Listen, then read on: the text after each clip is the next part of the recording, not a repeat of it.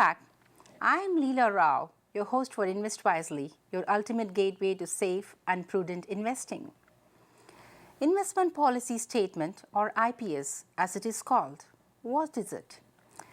The IPS provides the general investment goals and objectives of a client and describes the strategies that the investment manager should employ to meet these objectives. Specific information on matters such as return requirements, asset allocation, risk tolerance, and liquidity requirements would also be included in the investment policy statement. Large investment houses and brokerages have used investment policy statements for institutional investors, for clients with large portfolios for a long time. But they have not been as commonly used for investors who manage smaller accounts. Investors that manage smaller accounts have been inclined to take a wait-and-see approach. For instance, take investors who manage their own portfolios. These investors often do not create investment policy statements.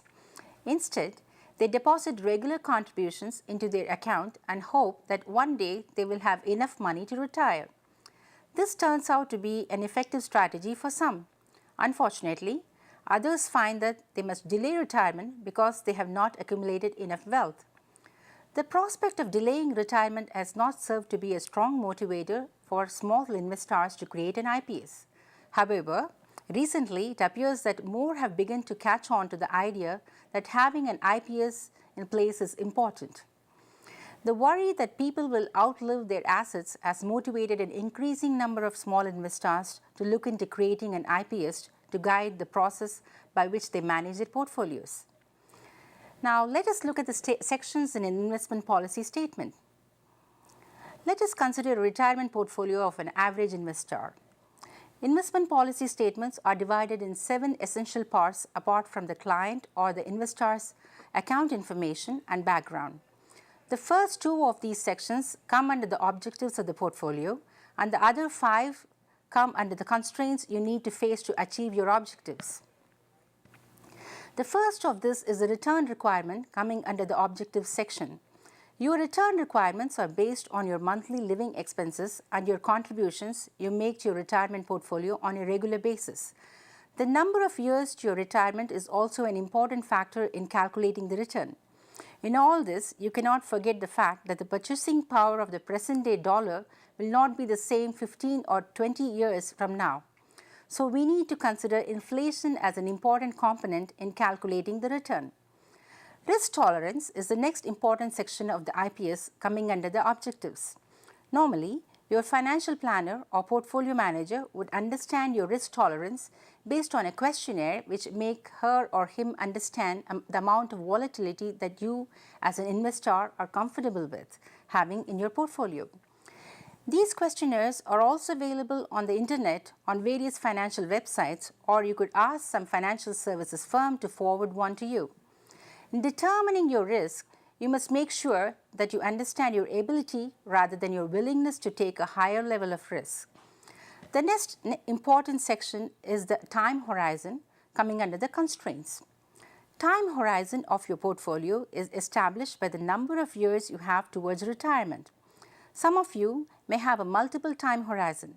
To explain this, let's say you have 20 years to retire and your daughter is going to the university and you have to finance her education for another 4 years. And your son is in the high school and is planning to go to the med school, and you must meet his education expenses for another 6 to 7 years. Your portfolio has a multi-stage time horizon. The first time horizon signifies the years you will have to finance your children's education expenses, and the second time horizon signifies the years to retirement after your children's education needs are fulfilled. The longer the time horizon, the higher the risk you can tolerate. Tax consideration is another important factor under the constraints. You may be placed under a high or low tax bracket based on your income. Some institutional portfolios like foundations or other charitable organizations are tax exempt and hence do not have to face this constraint in meeting their return objectives.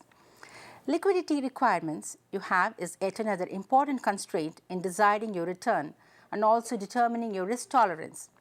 The higher your liquidity requirement, the higher your return requirement is, and also the higher your risk and vice versa. Some portfolios may have some legal issues, and this poses as yet another constraint.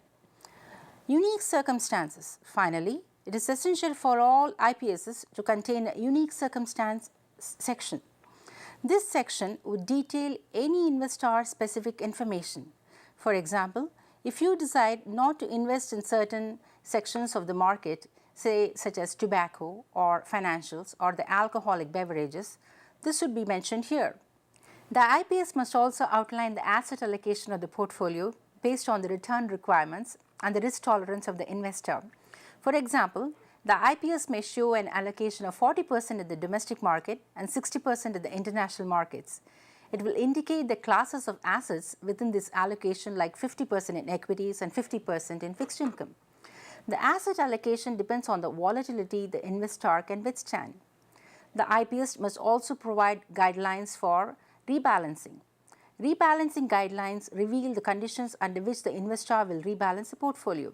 Investors may choose to rebalance the portfolio on a quarterly, semi-annually, or annual basis.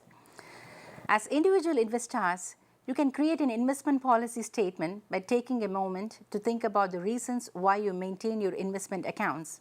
From there, it is a matter of filling out the information for the aforementioned essential sections. Investment objective, risk tolerance, and the other items can be established after some thought has been put into the reasons why the account exists. If you are using an investment advisor or a portfolio manager, the IPS acts as a mandate or a guideline for managing your portfolio. IPSs should be updated when the investor circumstances change. For instance, a life-changing event such as a marriage, divorce, birth, or death of a family member, or winning the lottery could warrant the need to change the IPS. Using the IPS will bring orderliness into your investment life.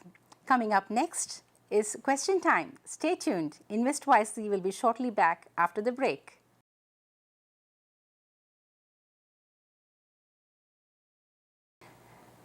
Gateway to safe and prudent investing.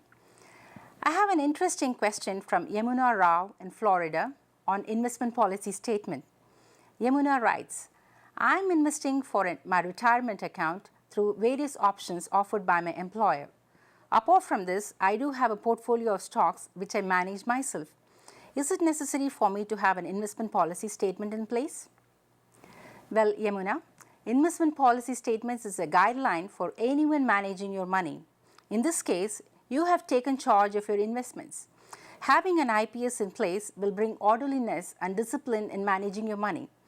Putting it in other words, since you do not have the help of a qualified professional, having an IPS is all the more important for you. The best starting point in building an IPS will be to create your personal financial statement. This will give you a clear picture of your income and expenses and also throw light on your assets and liabilities. From this, you will be able to draw numbers for your IPS. Once you have created your IPS, it is essential that you adhere to the guidelines in order to reach your investment goal. For guidance to create your IPS, you can visit the address shown now on the screen. DIY money management may hurt you in the long run and delay your retirement. I would strongly urge you seek professional help. Even if you do not wish to entrust your money for management with a professional manager, you could seek consultation with a qualified financial planner who could help draw a financial plan for you. We welcome you to write with your questions to investwisely@tvasiausa.com. Until we meet again, do not feel rich earning money, but invest wisely to be truly wealthy. Thank you.